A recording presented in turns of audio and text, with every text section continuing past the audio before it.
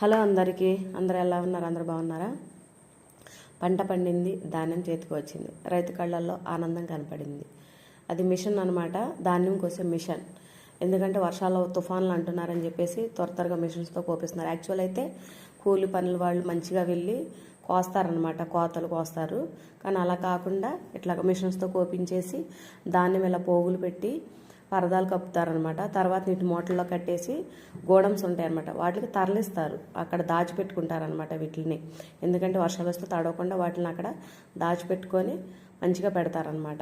రైతులు వాటిని ఆరబెడుతున్నారు పోపించి, ఇట్లా ట్రాక్టర్లు తీసుకొచ్చి అక్కడ పోపించి.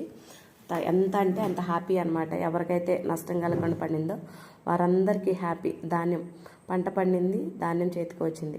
మేము హ్యాపీ, మీరు కూడా హ్యాపీ అయితే లైక్ చేయండి, షేర్ చేయండి, సబ్స్క్రైబ్ చేయండి. జై జవాన్, జై కిసాన్. నాకు రైతులంటే చాలా ఇష్టం.